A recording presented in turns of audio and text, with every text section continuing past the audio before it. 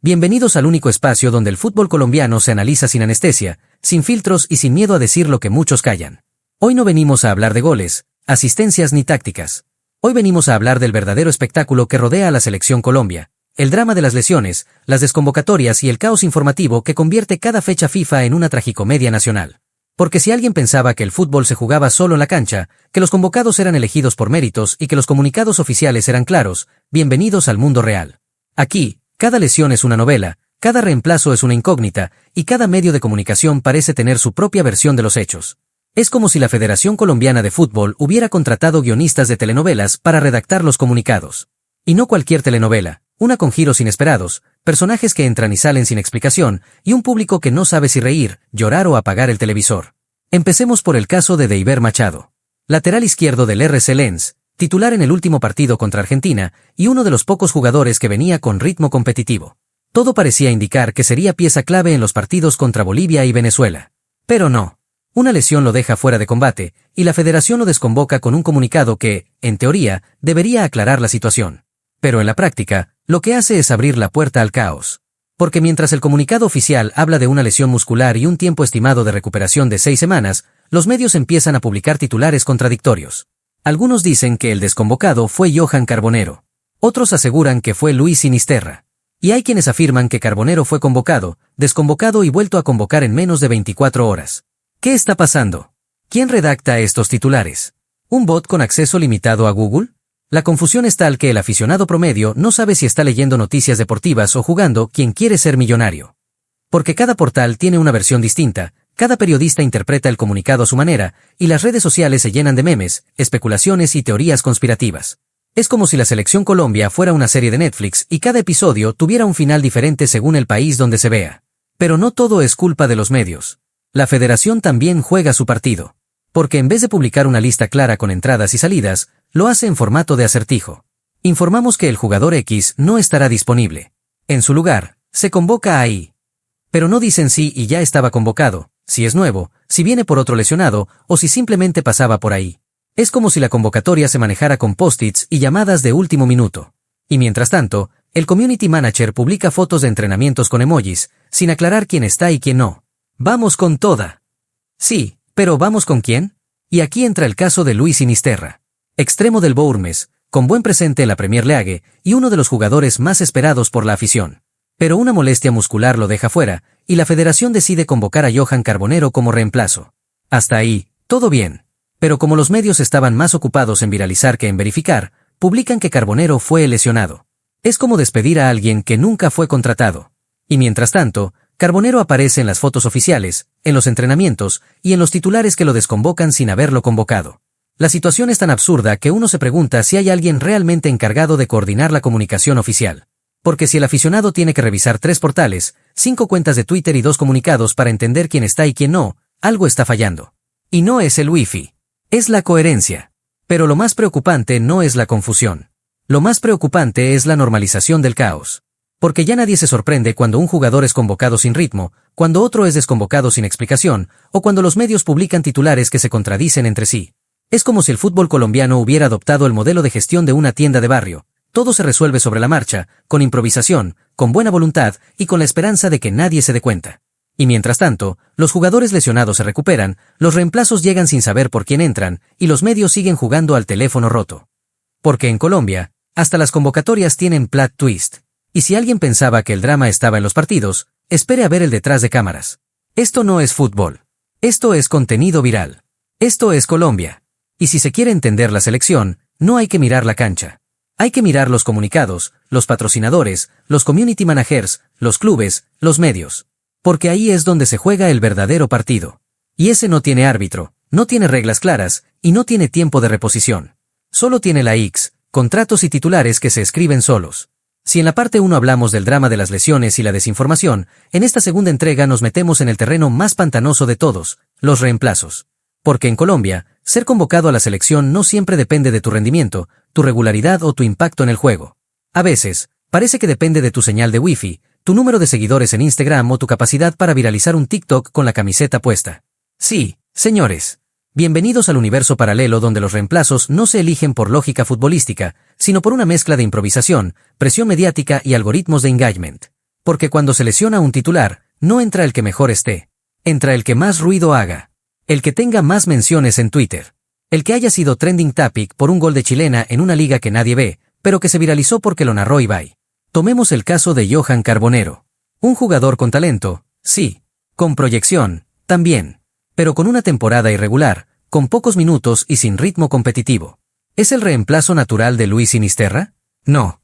¿Es el jugador que mejor encaja en el esquema de Lorenzo? Tampoco. ¿Es el que más se mencionó en redes sociales cuando se supo la lesión de Sinisterra? Ah, ahí sí. Porque en Colombia, la presión digital pesa más que la táctica. Y si el algoritmo dice que Carbonero está de moda, entonces Carbonero va. Y no es culpa del jugador. Él no pidió ser convocado. Él no presionó a nadie. Él simplemente estaba en su club, tratando de recuperar nivel, cuando de repente le llega el llamado. ¿Por qué? Porque el ecosistema mediático lo puso en la lista. Porque los portales deportivos necesitan clics. Porque los programas de debate necesitan nombres que generen polémica. Porque el fútbol colombiano se ha convertido en un reality show donde el casting lo hacen los community managers.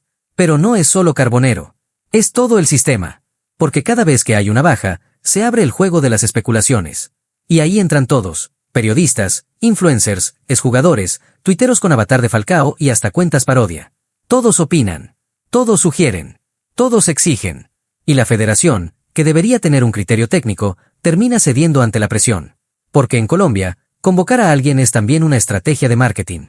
Y si el jugador genera conversación, entonces vale más que uno que simplemente juega bien. ¿Dónde queda el mérito? ¿Dónde queda la coherencia? ¿Dónde queda el proceso? En ninguna parte. Porque aquí no hay proceso. Hay improvisación. Hay reacción. Hay populismo futbolero. Y mientras tanto, los jugadores que sí tienen ritmo, que sí están en forma, que sí podrían aportar, se quedan viendo el partido desde el sofá. Porque no tienen prensa. Porque no tienen polémica. Porque no tienen un gol viral que los respalde. Y ojo, que esto no es nuevo. Esto viene pasando desde hace años. Desde que las convocatorias se convirtieron en trending topic. Desde que los programas de televisión empezaron a exigir nombres que generen conversación. Desde que los patrocinadores entendieron que un jugador con buena imagen vende más camisetas que uno con buen rendimiento. Porque en el fútbol moderno, el marketing manda. Y si el jugador tiene buena pinta, buen peinado y buen engagement, entonces tiene más chances de ser convocado que uno que simplemente corre, marca y asiste. ¿Exagerado? No tanto. Porque basta con revisar las últimas convocatorias para ver el patrón. Jugadores que no juegan en sus clubes, pero que aparecen en la lista. Jugadores que vienen de lesiones, pero que igual son llamados. Jugadores que no encajan en el sistema, pero que tienen buena prensa. Y mientras tanto, los que sí cumplen con todos los requisitos, siguen esperando. Porque no tienen lobby. Porque no tienen polémica. Porque no tienen un community manager que los impulse. Y aquí entra otro factor, el amiguismo. Porque en Colombia, las convocatorias también se manejan como una reunión de exalumnos.